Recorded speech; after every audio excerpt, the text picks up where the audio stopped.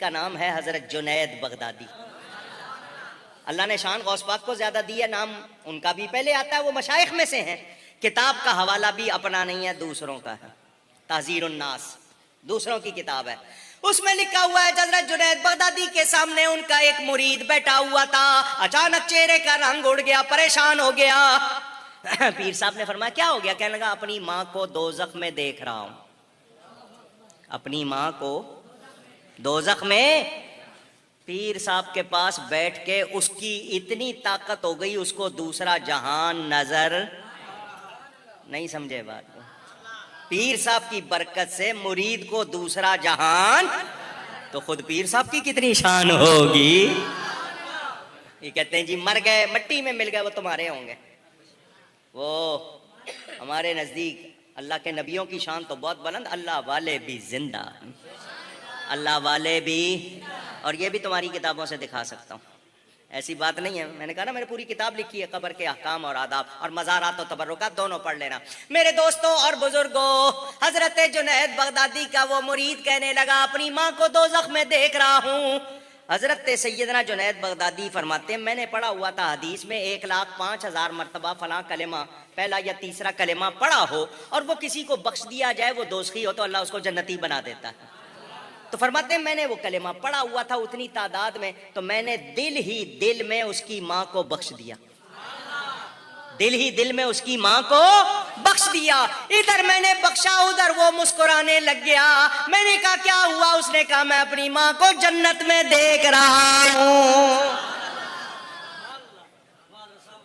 یہاں کوئی بھی سمجھدار آدمی آپ بتاؤ بیٹا دل ہی دل میں بخشنے میں کتنا ٹائم لگا ہوگا؟ سم سیکنڈ. حالانکہ سیکنڈ کے بھی 1 ارب ٹکڑے کر دیے گئے ہیں. سیکنڈ کے بھی 1 ارب ٹکڑے کر دیے گئے ہیں. میرے دوستوں اور بزرگوں، ادھر کہاں بخشا ادھر کہاں دوزخ کہاں جنت. اللہ والوں سے تعلق کا فائدہ ہے یا نہیں ہے؟ پوچھ رہا ہوں میں. نہیں. کتاب کا نام حفاظات یومیہ، اس کا جلد دوسری، یہ بھی تھانوی صاحب کی کتاب. تھانوی صاحب لکھتے ہیں ایک شخص قبر میں گیا، منکر نکیر فرشتے آ گئے، آ کے تینوں سوال کیے من ربو کا، ما دینو کا، من نبیو کا. اس نے جواب میں کہا میں غوث اعظم کا دھوبی ہوں. غوث اعظم کا دھوبی. تینوں سوالوں کے جواب میں یہ کہا. تھانوی صاحب نیچے لکھتے ہیں پاس ہو گیا. کیا ہو گیا؟ پاس ہو گیا. کیوں؟ سوال ہے تیرا رب کون ہے؟ وہ کہہ رہا ہے میں غوث پاک کا دھوبی. غوث اعظم نے تھانوی سے بھی غوث اعظم لکھوایا، لکھنا پڑا.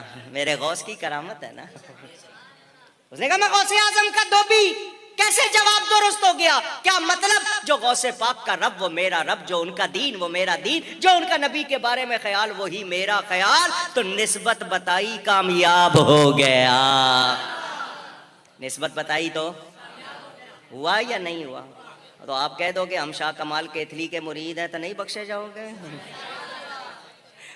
ہاں اب آپ کی حالت کیا ہے وہ آپ کو سوچنا ہے، لیکن نسبت کا فیضان ہوتا ہے. نعوذ باللہ. ان لوگوں کے جھوٹ ڈے بائی ڈے بڑھتے ہی جا رہے ہیں. اب ایک عام سے بچے نے، ایک عام سے لڑکے نے اپنی ماں کو دوزخ میں دیکھ لیا، اس پہ عذاب ہو رہا ہے، اور ساتھ ہی ساتھ اس کو جنت میں دیکھ لیا. وہ یار کیا ہے، وہ اس کا دھیان ادھر ہی تھا، فوکس ادھر ہی تھا. سارا ایک بندہ اپنی ماں کو اگر عذاب میں دیکھے گا تو وہ روئے گا. کیا کرے گا؟ اس کو تو رونا شروع ہو جائے گا. لیکن نہیں، کوکب نورانی صاحب کی اپنی سٹوری ہے، اپنا سارا کچھ ہے. فوراً سے اس نے بخش دیا، دل ہی دل میں کلمہ بخش دیا، اور اس کی ماں کو اس نے جنت میں دیکھ لیا. 1 سیکنڈ میں سارا کچھ ہو گیا. اس کو تکلیف نہیں ہوئی، کچھ نہیں ہوا، سارا کچھ ہو گیا. صرف بابوں کے پیچھے چلانے کے لیے، اپنی سٹوریاں بیچنے کے لیے یہ ساری کہانیاں چلاتے ہیں.